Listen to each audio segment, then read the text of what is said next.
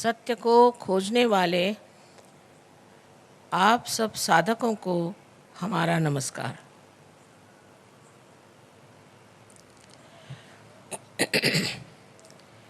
हम जब सत्य की बात कहते हैं तो ये पहले ही जान लेना चाहिए कि सत्य अपनी जगह अटल और अटूट है।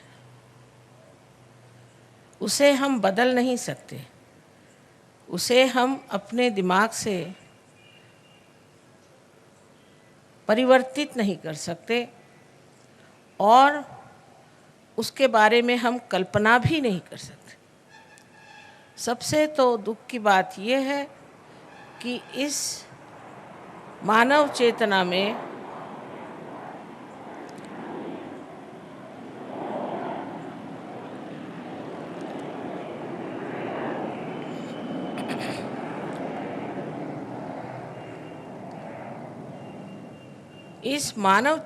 से हम जान भी नहीं सकते कि सत्य क्या है।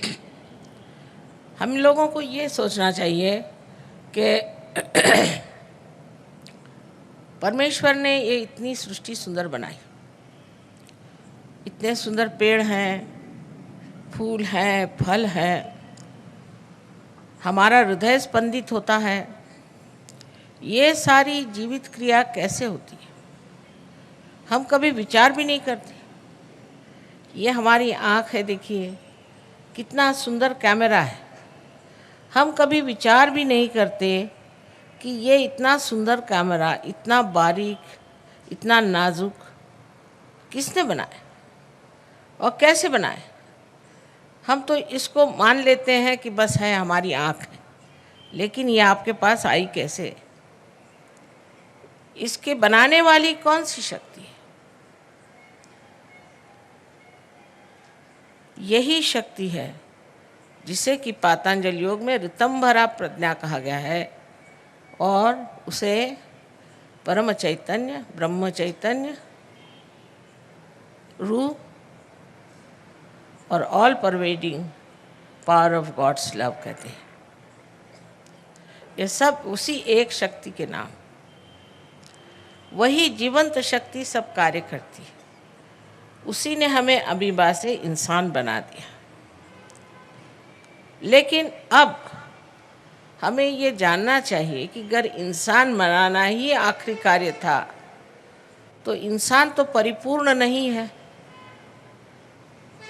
संपूर्ण नहीं है,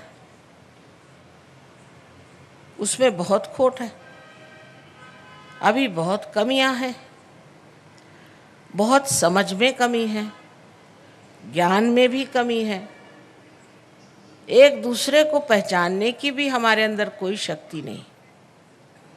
इसी से हम लड़ झगड़ते रहते हैं।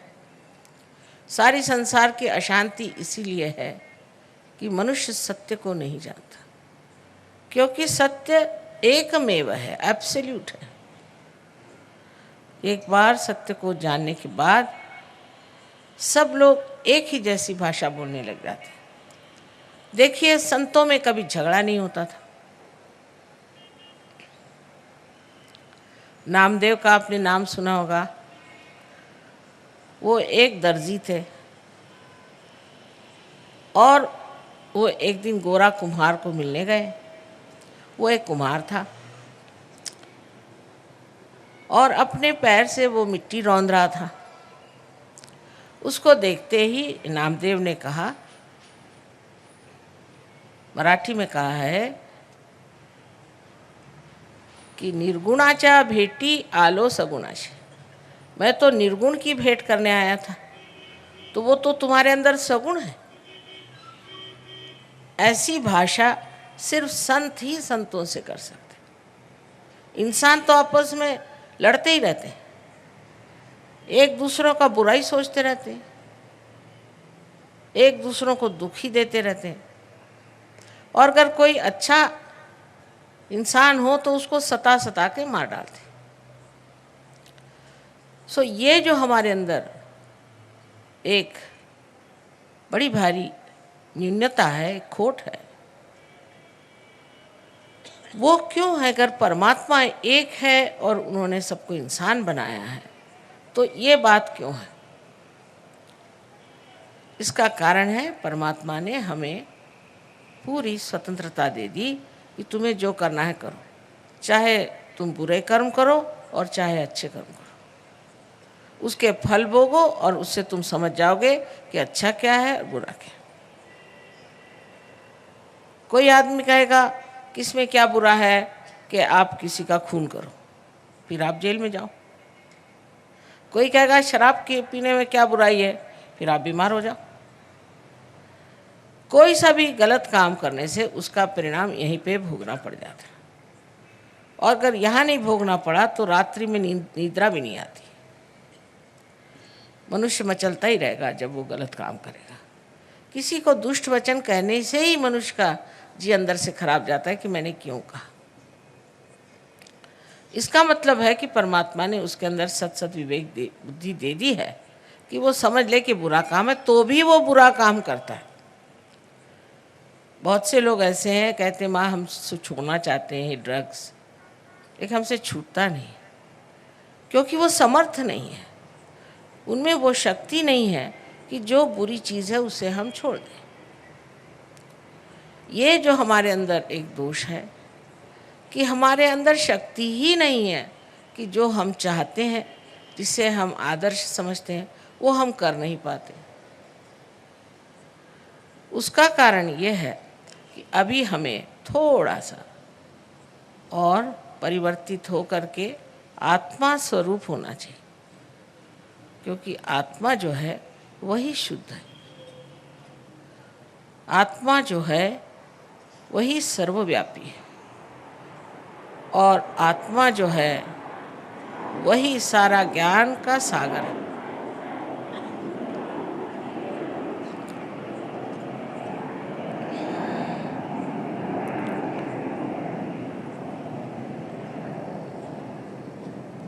आत्मा से ही आनंद उद्भव होता है। सुख और दुख तो अहंकार की प्रणाली है।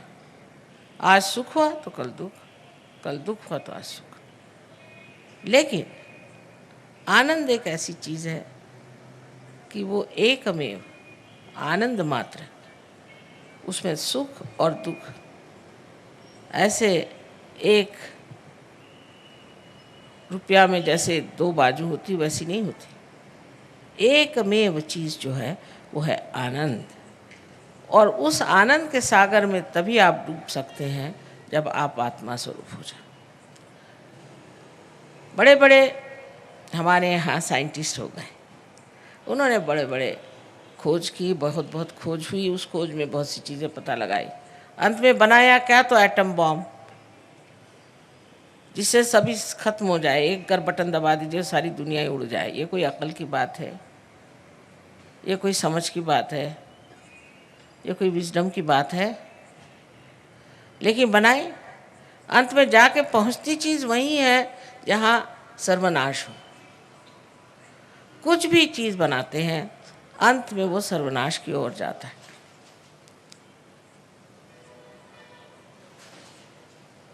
लेकिन जब आप आत्मा स्वरूप हो जाते हैं तो आप में सामूहिकता आ जाती है। माने ये कि जब कुंडलिनी आपकी जागृत होकर के और ब्रह्मरंध्र को छेदती है तो आपका संबंध ये चारों तरफ फैली हुई इस परम चैतन्य की शक्ति से एकाकारिता प्राप्त करती है। इस कुंडलिनी में जैसे इस यंत्र में ये एक कनेक्शन है, इसको लगाए बगैर ये यंत्र पूरी तरह से चल नहीं सकता। उसी प्रकार ये कनेक्शन लगाए बगैर मनुष्य का कोई अर्थ ही निकलता नहीं। जब ये कनेक्शन लग जाता है तब कितनी बातें हो सकती हैं, उसे सोचिए। एक तो ये कुंडलिनी जो है ये शुद्ध इच्छा है, बाकी जितनी भी इच्छाएं अशुद्ध हैं। आज मन किया कि चलो हम एक ज़मीन खरीद लें, फिर एक घर बांध लें, फिर हम एक मोटर खरीद लें, मन तृप्त ही नहीं होता। जिस चीज़ के लिए दौड़ते हैं, जिसको पाने के लिए मेहनत करते हो, जब सामने आके खड़ी हुई लगे दूसरी चीज़ में, उसका आनंद ही नहीं उठाया, दूसरी चीज़ में लग जाते। क्योंकि ये सारी इच्छाएं शुद्ध नहीं, अशुद्ध है। शुद्ध इच्छा हमारे अंदर, चाहे मानो चाहे नहीं मानो, एक ही है।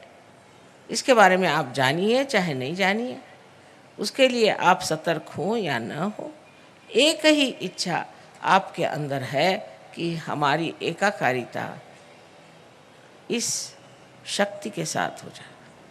और ये शक्ति परमात्मा के प्रेम की शक्ति,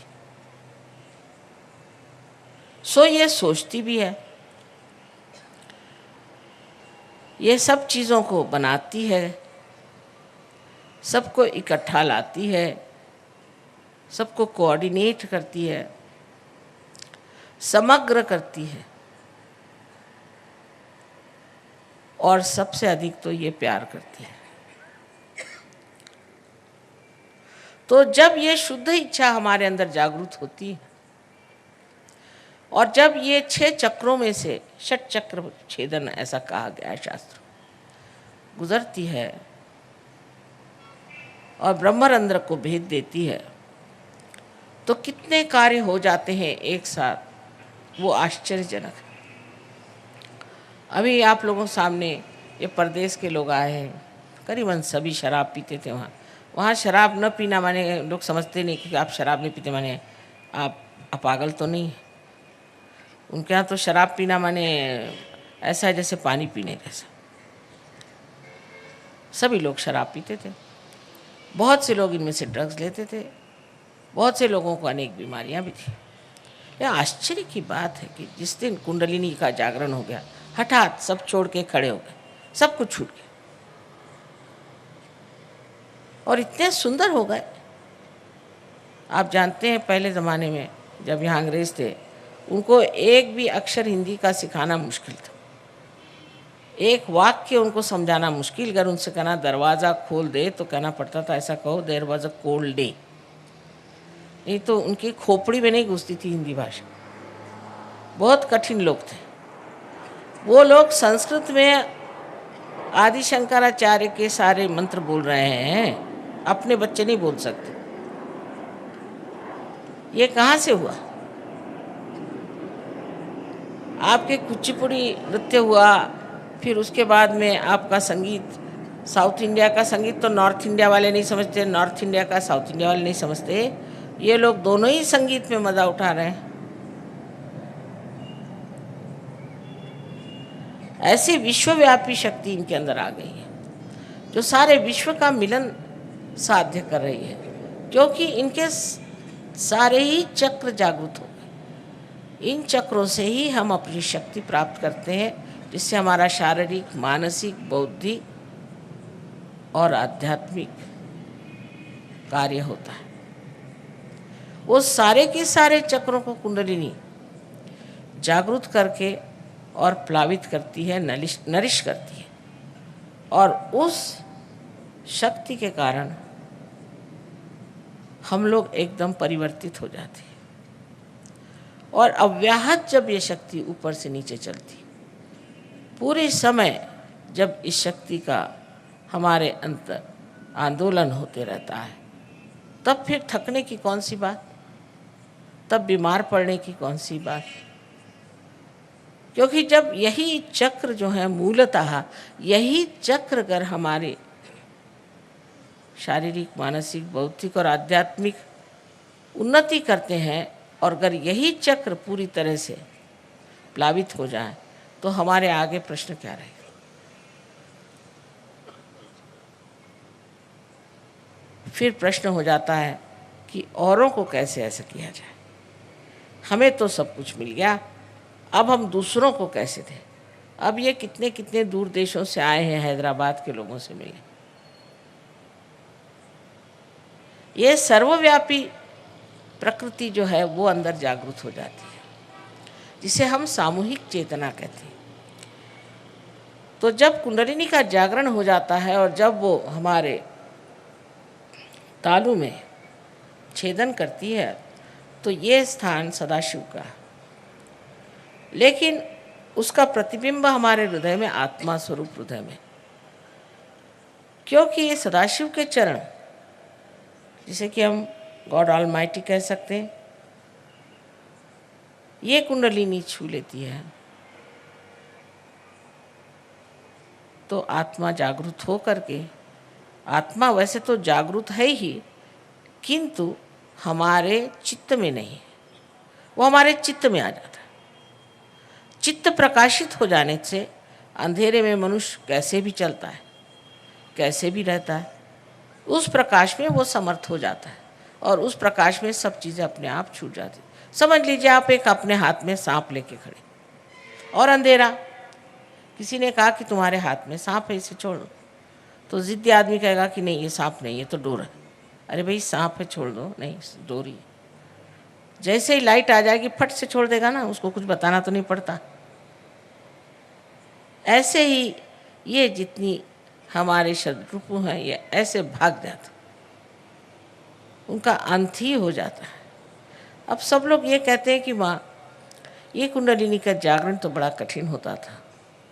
अरे भाई हजारों वर्ष पहले की बात, कब वृक्ष बहुत बढ़ गया है बाहर, आपका समाज बढ़ गया, आपके लोग बढ़ गए, सारा सिविलाइजेशन बढ़ गया, तो क्या इसकी जड़ें नहीं बढ़ेंगी? इसकी जड़ें भी बढ़ गईं और जड़ें बढ़ करके इसका स्रोत बढ़ गया। स्रोत से ही ये ज्ञान आया है और इस ज्ञान से ही ये जो आपका सृष्टि का जो कुछ भी विकास हुआ है वो नरिश हो जाएगा, वो प्लावित हो जाएगा। नहीं तो सब जगह यही कह रहे हैं कि अब तो डिस्ट्रक्शन आने वाला है। ये डराने की भी बात है, डिस्ट्रक्शन आ नहीं सकता। जिस परमात्मा ने इस सृष्टि को बनाया है वो इसको कभी भी नष्ट नहीं होने देगा, कितना भी इंसान मूर्खता करे। इसीलिए सहज का प्रादुर्भाव जो हुआ है वो ये है कि इसके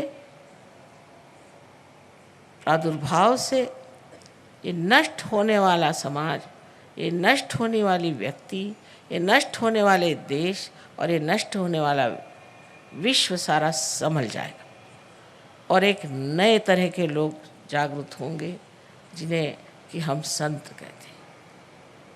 पर संत का मतलब ये नहीं कि आप घर द्वार छोड़ के भाग जाओ, अपनी जिम्मेदारियां छोड़ के भाग जाओ, अपने बाल बच्चों को छोड़ के भाग जाओ, कुछ भागने की ज़रूरत नहीं। आप अपने ही अंदर संत हो जाते हैं। अब डॉक्टर साहब ने बता ही दिया कि तंदुरुस्ती ठीक हो जाती है, तबीयत ठीक हो जाती है, पर तबीयत ठीक होना ही सब कुछ नहीं है। अगर तबीयत ठीक भी हो गई तो आगे क्या? शांति तो नहीं मिली, आशीर्वाद तो नहीं मिला। ये सारी ही चीज़ें संपूर्णतः टोटलिटी में आपको मिल जाती है और आप इसके अधिकारी हैं। ये सोचना कि इतनी कठिन बात इतनी सरल कैसे। मैं एक मिसाल के तौर पे बताती हूँ कि घर समझ लीजिए एक टेलीविज़न का आप सेट ले जाएं किसी गांव में जिन्होंने कभी बिजली भी नहीं देखी और उनसे कहें कि साहब इसके अंदर सारे दुनिया के चित्र आएंगे, तो लोग कहेंगे क्यों बेकार बातें करते, डब्बे में कहाँ से आएंगे ऐसे सबके चित्र। लेकिन जब उसको मेंस में आप लगा देंगे तो वो कितना अभिनव है, कितना सुंदर है, कितना गौरवपूर्ण है, ये दिखाई देगा कि नहीं। इसी प्रकार आप भी इंसान जो बने हैं बिल्कुल उच्चतर स्थिति में है, उत्तम स्थिति में। अब बस थोड़ा सा ही प्रवास और है जहाँ पर कि आपका कुंडलिनी का जागरण करना है और आपको वो स्थिति देनी है जिसे हम कहते हैं कि आत्मबोध। आत्मा का बोध होते ही न कि आप अपने ही बारे में जानते हैं पर दूसरों के बारे में भी जान जाते हैं। सबसे पहले आपके अंदर ऐसा लगेगा जैसे ठंडी ठंडी हवा आ रही हाथ में, और सर में से भी लगेगा ठंडी हवा आ रही, तालू में से। यही जो आपको हाथ में लग रहा है पहला अनुभव, पहली मर्तबा आप इस परम चैतन्य को जान रहे हैं, महसूस कर रहे हैं। उसका आपको ज्ञान हो रहा है। इससे पहले आपने इसे जाना नहीं था। उसके बाद दूसरी स्थिति आती है जिसमें आप निर्विकल्प हो जाते हैं। जब आप इसको इस्तेमाल करने लग जाते हैं, आपको आश्चर्य होता है, आप अपने हाथ से कुंडलिनी दूसरों की जगा रहे हैं, लोगों को ठीक कर रहे हैं और आनंद में मगन हैं। धीरे धीरे बिल्कुल आप निश्चिंत होकर के अनेक शक्तियों को प्राप्त कर लेते हैं और फिर आप निश्चिंत हो जाते हैं। आप में कोई विकल्प नहीं रह जाता, कोई शंका नहीं रह जाती, आप निर्विकल्प में उतर जाते हैं बहुत आसानी से। और उसके बाद आप लोगों को देने लगते हैं। पहले जब तक दीप में प्रकाश नहीं होता उसे जलाया जाता है, और जब दीप में प्रकाश आ जाता है तो फिर वो सबको प्रकाश देता है। एक दीप से अनेक दीप जल सकते हैं। इसी प्रकार सहयोग बहुत ज़ोरों में फैल रहा है। पता नहीं इन लोगों ने बताया कि नहीं कि रशिया जैसी जगह जहाँ उन्होंने परमात्मा का नाम भी नहीं सुना हुआ, वहाँ पर एक एक प्रोग्राम में 16-16 हज़ार लोग आते हैं और एक एक गांव में कहीं कहीं 22,000 लोग सहयोगी हैं पक्के पहुँचे। सो ये देश अपना जो संतों की भूमि, जो योग भूमि है, जहाँ पर लोग इतना धर्म का कार्य कर गए, ये लोग तो सोचते हैं आप लोग महाभाग जो ऐसी महान देश में आप पैदा हुए, लेकिन हम जानते नहीं कि हमारे क्या भाग्य हैं। एक दिन ऐसा आएगा कि इस आध्यात्मिक शक्ति के बल पर सारा संसार आपके चरणों में आ सकता है, लेकिन पहले अपनी शक्ति को समझिए। जब तक आपने शक्ति को समझा नहीं, तब तक आपकी कोई विशेषता नहीं। बेकार चीज़ों में उन लोगों से आपको कुछ भी कंपटीशन करने की ज़रूरत नहीं, कोई सी भी प्रतियोगिता की ज़रूरत नहीं है। सिर्फ आप अपनी आध्यात्मिक शक्ति बढ़ाइए, सारा संसार भारतवर्ष को जानेगा कि बहुत ऊंचा आध्यात्मिक स्तर का ये एक देश है और सारा संसार यहाँ आपके पास आएगा।